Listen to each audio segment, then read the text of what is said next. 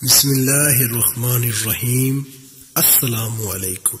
امید کرتا ہوں سارے دوست خیر و عافیت سے ہوں گے۔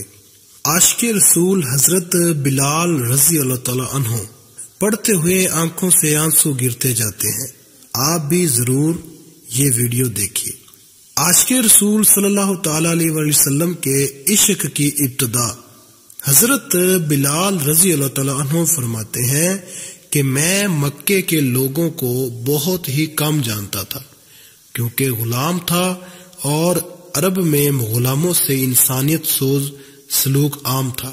مجھے کبھی اتنا وقت ہی نہیں ملتا تھا کہ باہر نکل کر لوگوں سے ملوں، لہٰذا مجھے حضور صلی اللہ تعالی علیہ وسلم یا اسلام کا قطعی علم نہ تھا۔ ایک دفعہ مجھے سخت بخار نے آ لیا۔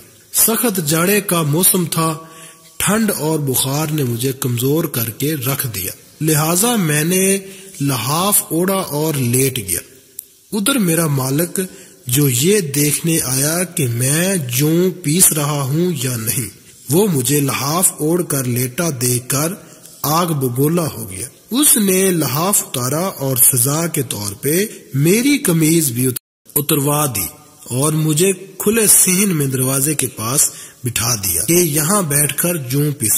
اب سخت سردی، اوپر سے بخار اور اتنی مشقت والا کام، میں روتا جاتا تھا اور جوں پیستا جاتا تھا۔ کچھ ہی دیر میں دروازے پر دستک ہوئی۔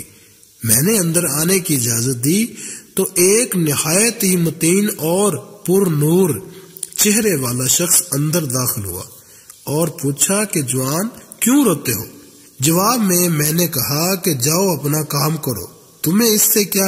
میں جس وجہ سے بھی روؤں یہاں پوچھنے والے بہت ہیں، لیکن مداوا کوئی نہیں کرتا۔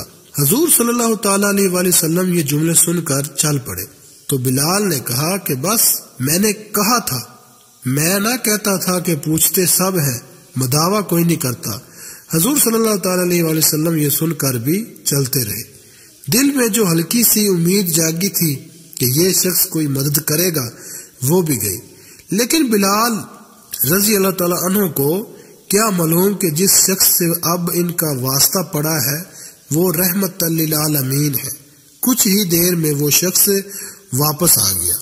اس کے ایک ہاتھ میں گرم دودھ کا پیالہ اور دوسرے میں کھجوریں تھی۔ اس نے وہ کھجوریں اور دودھ مجھے دیا اور کہا کھاؤ پیو اور جا کے سو جاؤ۔ میں نے کہا تو یہ جوں کون پیسے گا؟ نہ پیسے تو مالک صبح بہت مارے گا۔ اس نے کہا تم سو جاؤ، یہ پیسے ہوئے مجھ سے لے لینا۔ بلال رضی اللہ تعالی عنہ سو گئے اور حضور صلی اللہ تعالی علیہ وسلم نے ساری رات ایک اجنبی حبشی غلام کے لیے چکی پیسی۔ صبح بلال رضی اللہ تعالی عنہ کو پیسے ہوئے جوں دیے اور چلے گئے۔ ایسا 3 دن مسلسل کرتے رہے جب تک کہ بلال رضی اللہ تعالی عنہ ٹھیک نہ ہو گئے۔ اس کے بعد اس لافانی عشق نے جنم لیا کہ آج بھی حضرت بلال رضی اللہ تعالی عنہ کو صحابی رسول، بعد میں عاشق رسول پہلے کہا جاتا ہے۔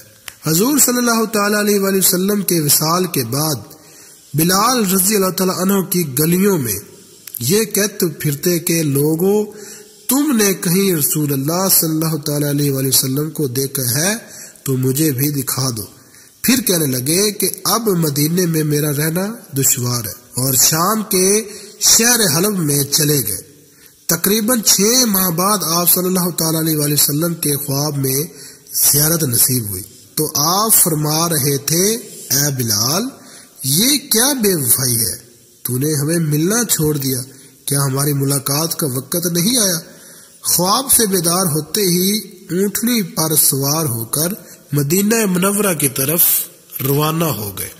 جب مدینہ میں داخل ہوئے تو سب سے پہلے مسجد نبوی پہنچ کر آپ کی نگاہوں نے عالم وار فتگی میں آپ صلی اللہ علیہ وسلم کو ڈھونڈنا شروع کیا۔ کبھی مسجد میں تلاش کرتے اور کبھی ہجروں میں۔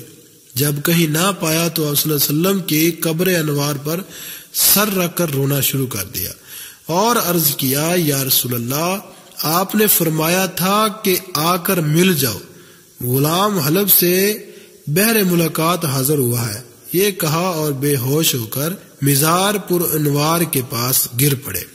کافی دیر بعد ہوش آیا، اتنے میں سارے مدینے میں یہ خبر پھیل گئی کہ مؤذن رسول حضرت بلال رضی اللہ تعالیٰ عنہ آ گئے ہیں۔ مدینہ طیبہ کے بوڑھے جوان اور مرد، عورتیں اور بچے اکٹھے ہو کر عرض کرنے لگے کہ بلال ایک دفعہ وہ اذان سنا دو جو محبوب اللہ صلی اللہ تعالیٰ علیہ وآلہ وسلم کے زمانے میں سناتے تھے۔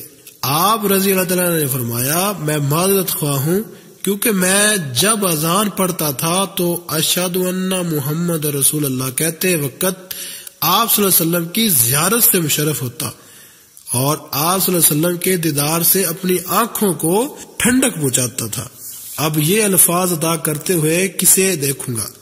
بعض صحابہ نے مشورہ دیا کہ حضرت امام حسین رضی اللہ تعالیٰ عنہ سے سفارش کروائے جائے، جب وہ اذان کے لیے کہیں گے تو وہ انکار نہ کر سکیں گے۔ چنانچہ حضرت امام حسین رضی اللہ تعالیٰ عنہ نے حضرت بلال رضی اللہ تعالیٰ عنہ کا ہاتھ پکڑ کر فرمایا، اے بلال، ہم آپ سے وہی اذان سننا چاہتے ہیں جو آپ نانا جان رسول اللہ صلی اللہ تعالیٰ علیہ وآلہ وسلم کو اس مسجد میں سناتے تھے۔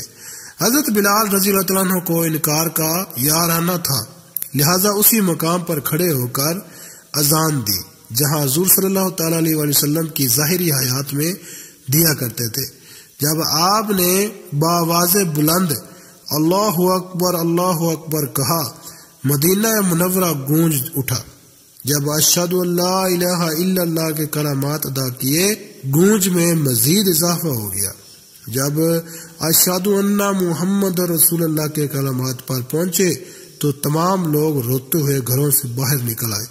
لوگوں نے کہا رسول اللہ صلی اللہ تعالیٰ علیہ وآلہ وسلم تشریف لے آئے۔ آپ صلی اللہ علیہ وسلم کے وصال کے بعد مدینہ منورہ میں اس دن سے زیادہ رونے والے مرد و زن نہیں دیکھے۔